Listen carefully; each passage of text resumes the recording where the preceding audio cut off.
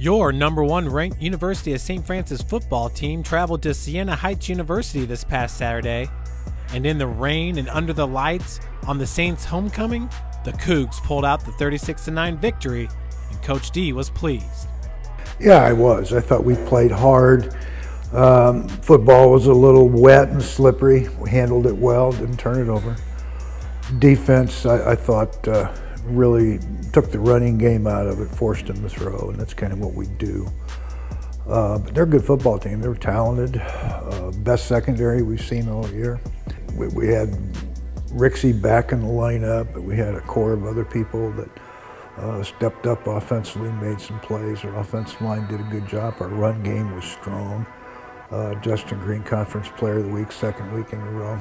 So, you know, good teams find a way to win in adverse circumstances and hostile environments against talented people. We've been able to do that now about 5 or 6 weeks in a row.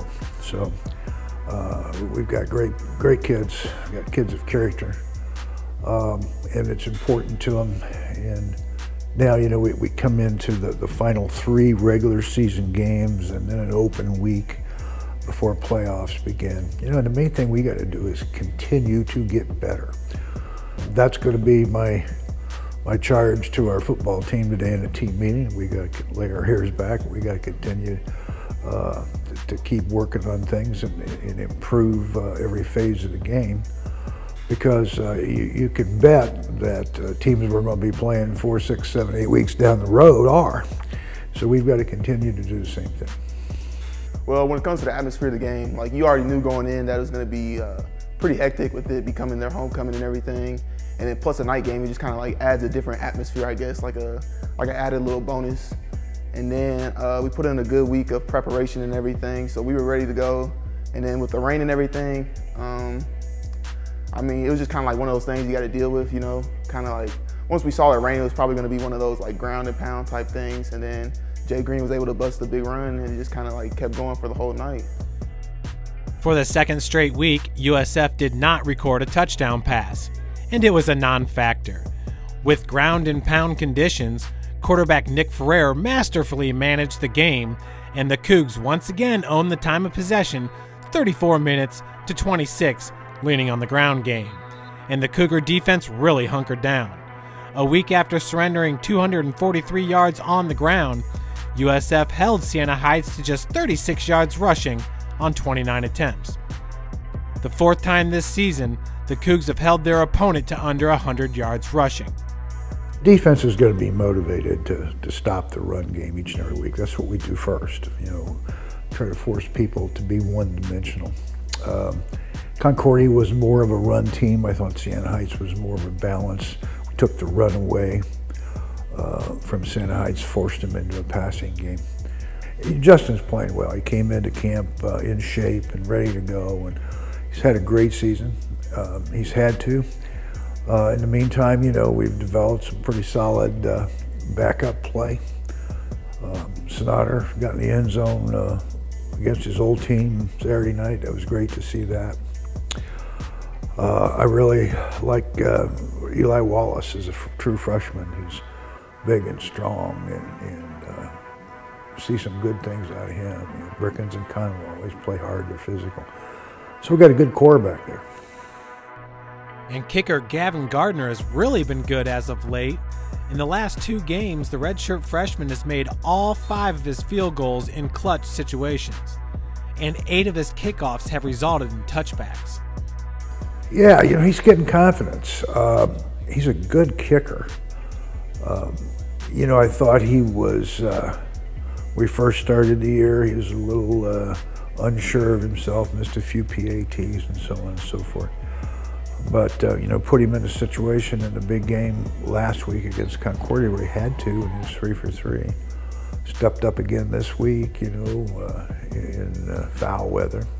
What you got to do, I mean, you got to have a good kicking game. You got to be able to make those field goals when you got to against great defenses. Siena Heights truly has some great defenders, but the Cougar offensive line was up for the challenge. And senior offensive guard Jaylen Gamble is not one to back down from a challenge. Way back in 2013, 4 days after stepping foot on campus for preseason camp, Gamble's season was over, but his career was just beginning. It was that first week of 2 days, the first day of like full pads, and I think it was like that second practice of full pads where like my ACL gave out on me.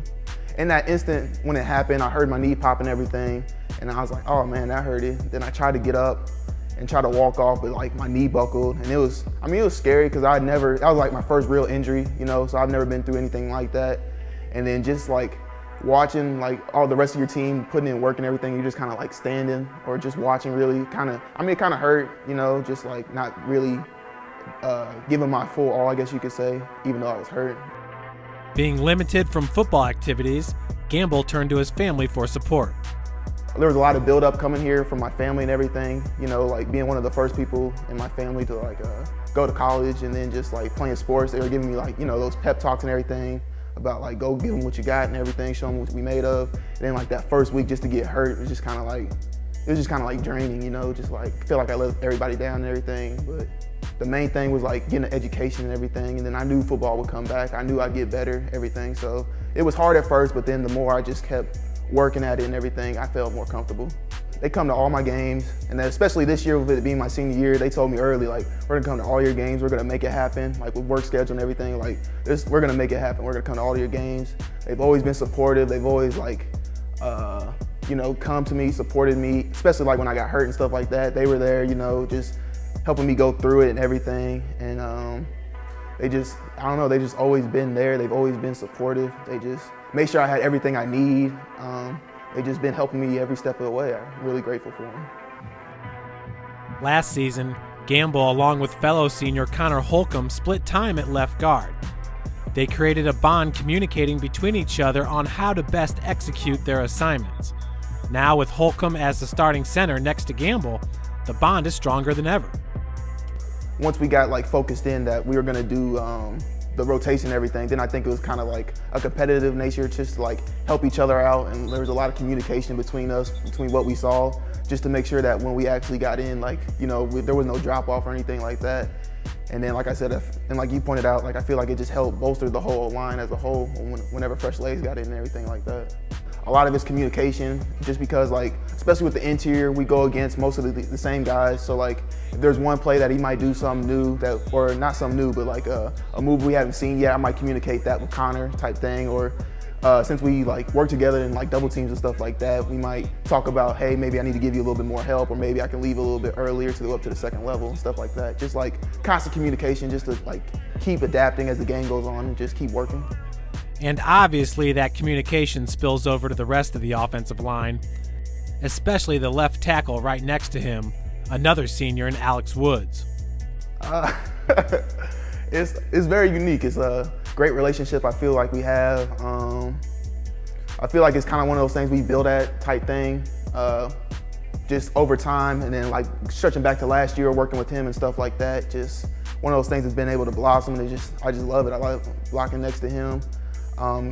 He kind of has his moments, you know, he's a little bit of a troublemaker, but you know, that's just part of the game. You know, I love it. I love that tenacity he has. I love that go get it type attitude, you know what I'm saying? That attitude spills into the backfield. And when you have a player like Justin Green running behind you, blocking to the sound of the whistle is a must. It can be the difference between a 5-yard gain or a 57-yard touchdown run. Oh yeah, I say it's like that exactly. He's just so dynamic. It gives you kind of like extra confidence, I guess you say. Just like, even though we might have a play designated to block like this, and like your man that you're designated to block, he might do something that you weren't expecting and then like technically beat you. It kind of gives you that confidence, like, hey, even though it might not be a perfect block, as long as I give effort and try to finish it and everything, then I know Jay Green can make something happen. And it's just, like I said, it just gives you a confidence boost that have somebody back there like that can just make things happen, even though it wasn't drawn, or it didn't go the way it was drawn up to go or something like that. Just make plays. It's great. Up next for USF is Missouri Baptist. The Spartans are sitting with a 2-5 record, having beat St. Ambrose and Lindenwood Belleville. But last time out, Mo Bap lost to Concordia 21-66. They've been inconsistent, you know, in how they play. Got some good players. They got an outstanding receiver. Got a quarterback who can throw it. Defensively, I think they run pretty well. They've got a couple safeties. I like how they play. One's a true freshman. The linebackers run well. So, I mean, they've got some players. Been inconsistent. But again, you know, target's always on our back. This is senior day / homecoming, just like last week. So, you know, they're going to play like they're from Krypton. So we got to be ready with the remedy. A remedy with a proven track record for success. Should USF win the final 3 games of the season? You're darn right. Now's not the time to be complacent, and here's why. Well, you know, I got a team meeting today at 3:30, and the facts are this. We're sitting on top of the MSFA. We're the only undefeated team. We have 3 remaining teams that we're better than. We play well and take care of business. We're going to be conference champions. That also means that we'll be hosting, have the opportunity to host 3 playoff rounds. There's, you know, a lot at stake here. The fact is you can only dress 57 people on a playoff roster. You know, we've been taking 70 on away games. So guys that are on that bubble for that 57 man, they got to perform. They got to focus. They got to have great effort. They got to have great attitude, body language. They got to do the right things in order to make that cut. So, I mean, you're either going to be a 57-man dress, you're on a 66-man playoff roster, and there's 72 bus seats. So if you want to earn one of those, you got to go earn it, and you've got time to do that, starting right now.